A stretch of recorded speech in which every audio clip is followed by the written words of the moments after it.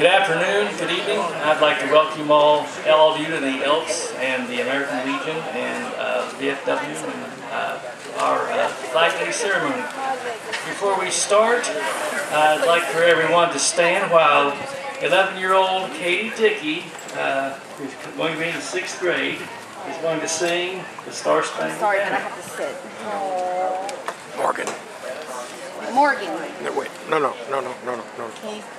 Can you step aside? Oh, say, can you see by the dawn's early light what so proudly we hailed at the twilight's last gleaming, whose broad stripes and bright stars through the perilous fight o'er the ramparts we watched were so gallantly streaming, and the rocket's red glare, the bombs bursting in air, gave proof through the night that our flag was still there. Oh, say does that star-spangled banner wave o'er the lands of the free and the home of the brave.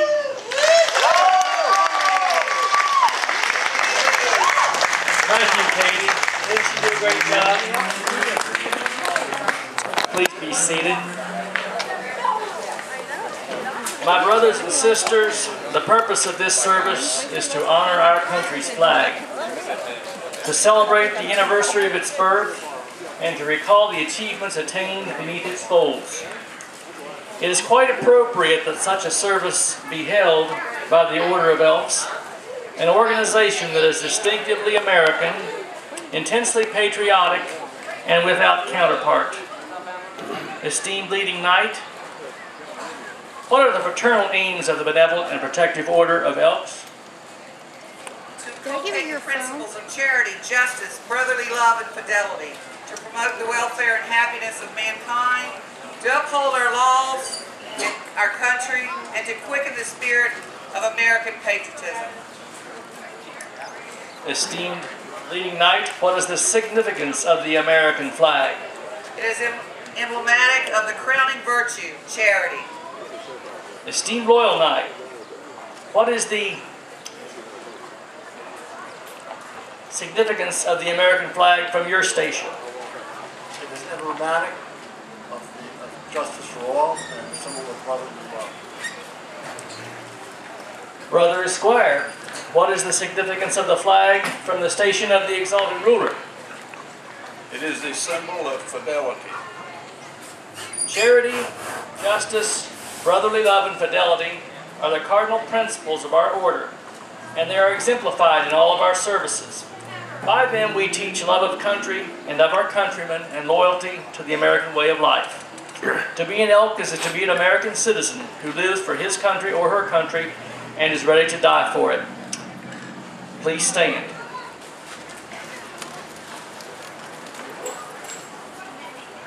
The chaplain will lead us in prayer.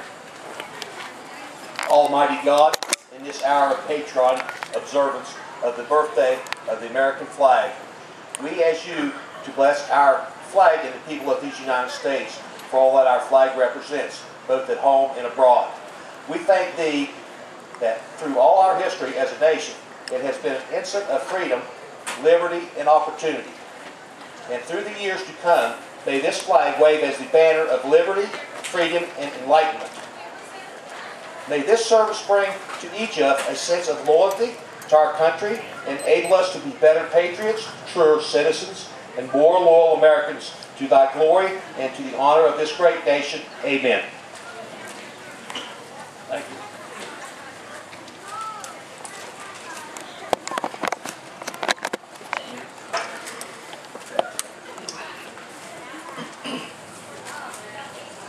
That we may better understand the meaning of our flag, I I call upon Brother Joe Dickey for the history of the flag.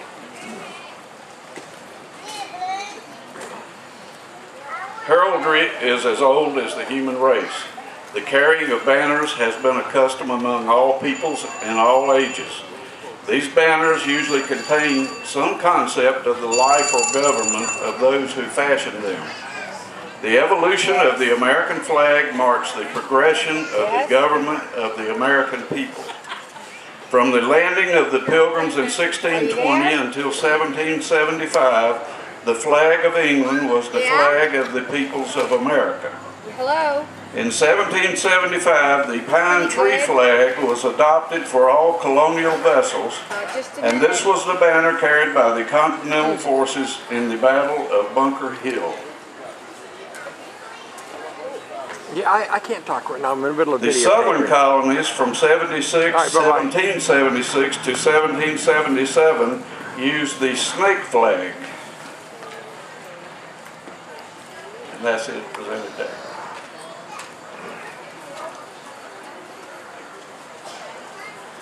In the latter part of 1775, the Continental Congress appointed a committee to consider the question of a single flag for the 13 colonies. That committee recommended a design of 13 alternate stripes of red and white with an azure field in the upper corner bearing the red cross of St. George and the white cross of St. Andrew. John Paul Jones, the senior lieutenant of the flagship Alfred, hoisted this flag to the masthead on December 3rd, 1775. And 1 month later it was raised over the headquarters of General Washington at Cambridge, Massachusetts, in compliment, as he wrote, to the United Colonies.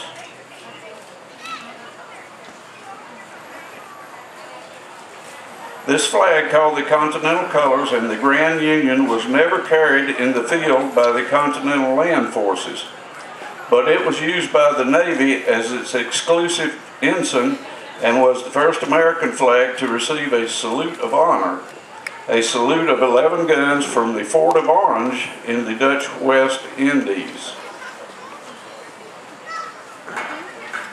In response to a general demand for a banner more representative of our country, the Congress on June 14, 1777 provided that the flag of the United States be 13 stripes of alternating red and white, and that the Union be 13 stars, white on a blue field, representing a new constellation.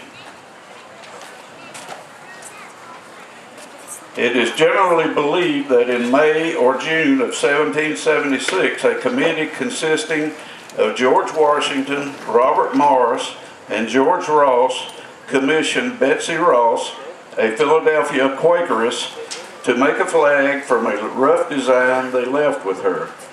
It is said that she suggested that the stars should have 5 points rather than 6. This starry banner was first flown at Fort Stanwix, called Fort Schuyler at that time, near the city of Rome, New York, on August 3rd, 1777, and was under fire 3 days later at the Battle of Oriskany, August 6, 1777, during a British and Indian attack.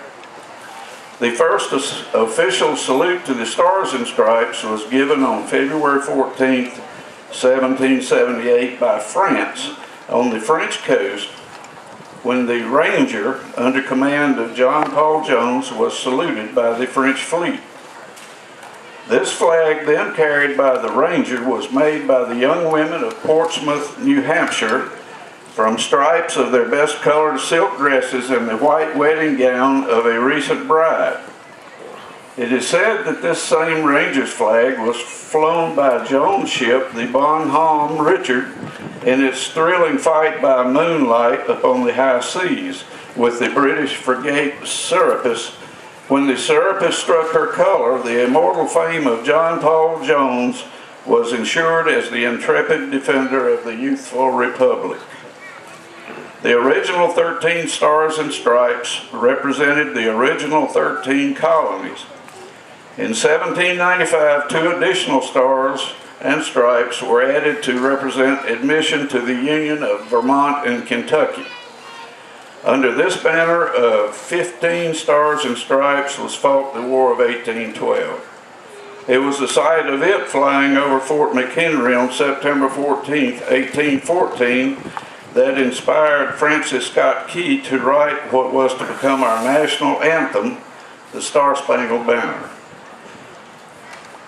Miss Margaret Young, who cut the stars for that particular banner, was the mother of Henry Sanderson, the Grand Exalted Ruler of the Order of Elks in 1884.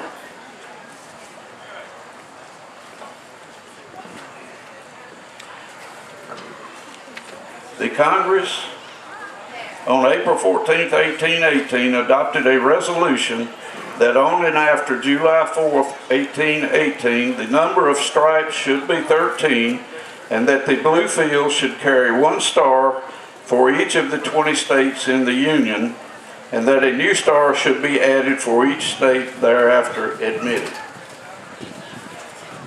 Since 1918, there has been no change in the flag design, except that 28 new stars were added before July 4, 1912.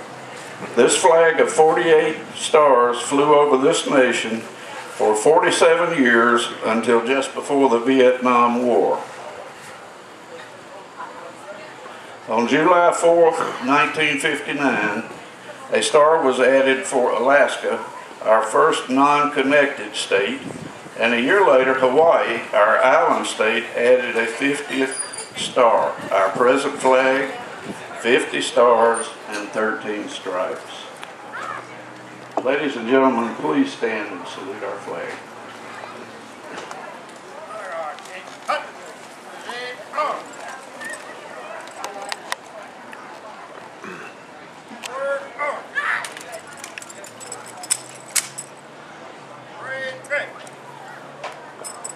I pledge allegiance To the flag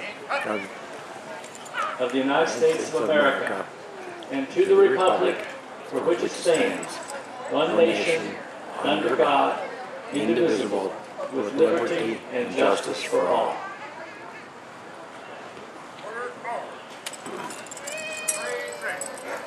Honor guard. Honor guard. Cut. Stand arm.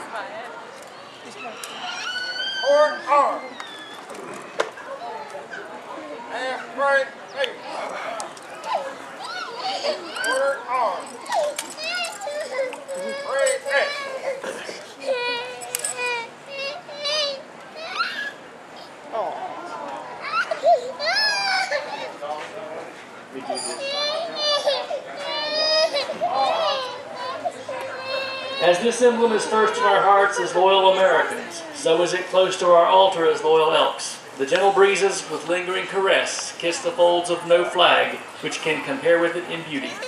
There is no such red in budding rose, in falling leaf, or sparkling wine. No such white in April blossom, in crescent moon, or mountain snow. No such blue in woman's eye, in ocean's depth, or heaven's dome. And no such pageantry of clustering stars and streaming light in all the spectrum of sea and sky.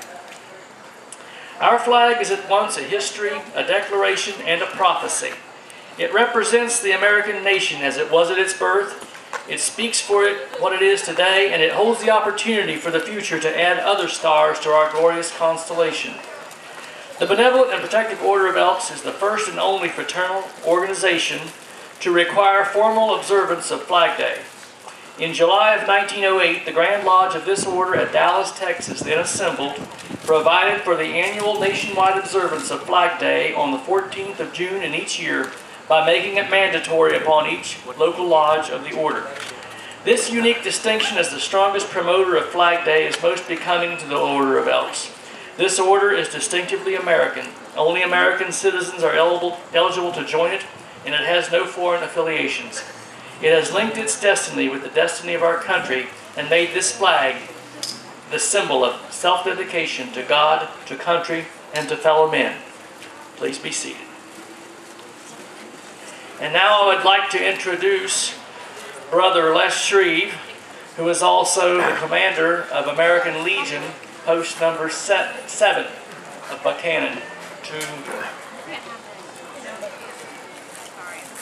for our response.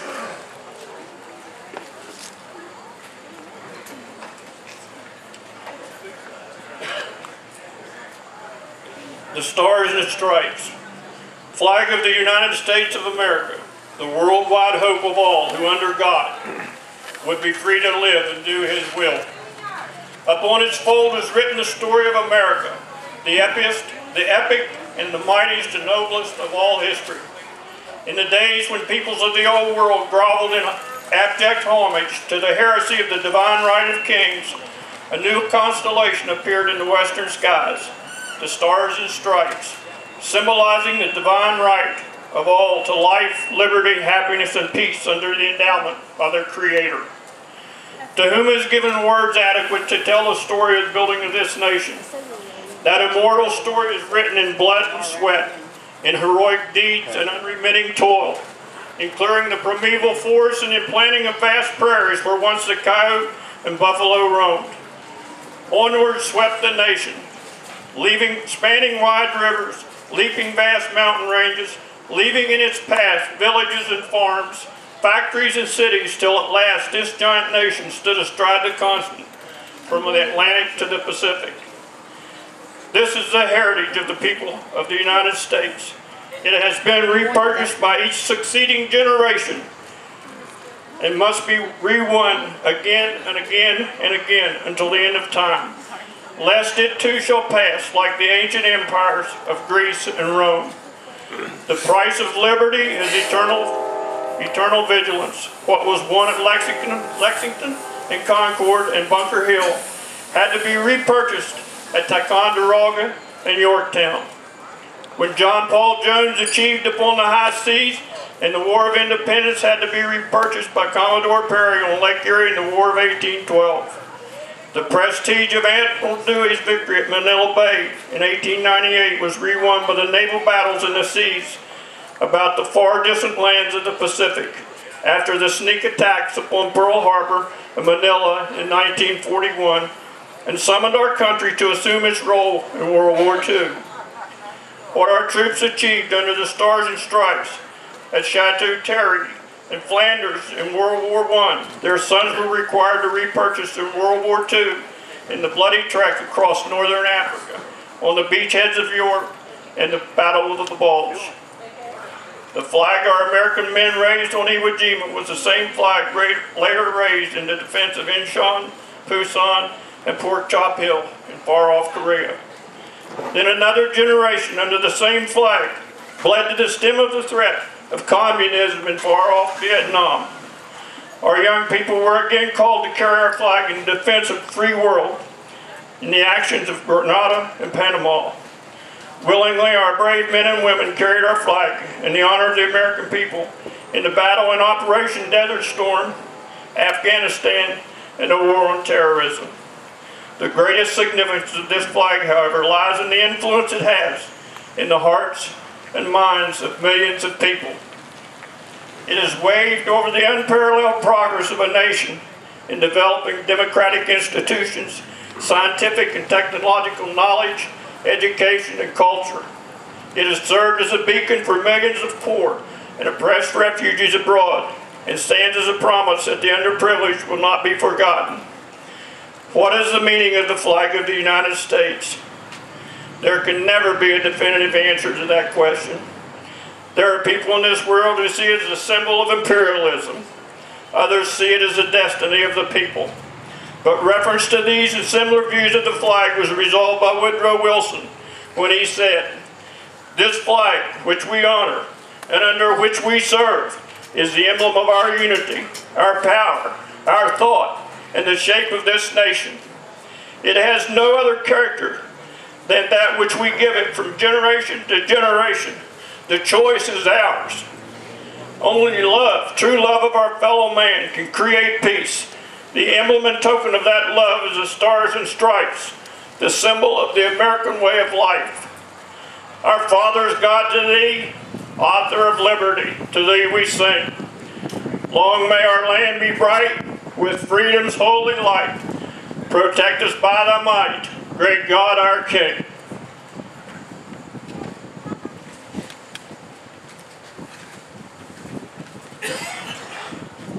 Thank you, Les. Brother Esquire, how shall we further honor our flag?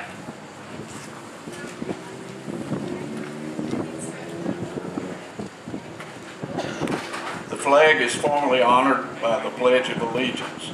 This pledge was written in 1892 by Francis Bellamy and published in the Youth's Companion as part of a patriotic campaign of that magazine. The pledge did not become part of the flag code until 1942, and in 1954 the phrase "under God" was added. Let us all stand and once again pledge ourselves never to forget the principles represented by this flag. I pledge allegiance to the flag of the United States of America and to the republic for which it stands, one nation, under God, indivisible, with liberty and justice for all. You may be seated. Thank you, Joe. I'm sorry. In conclusion of this observance of Flag Day, let us rededicate ourselves to the flag of the United States of America, and may the principles of charity, justice, brotherly love, and fidelity ever increase within each of us. Thank you for attending. I'd like to thank the Honor Guard from the American Legion and local VFW posts for helping us. I now declare this service closed.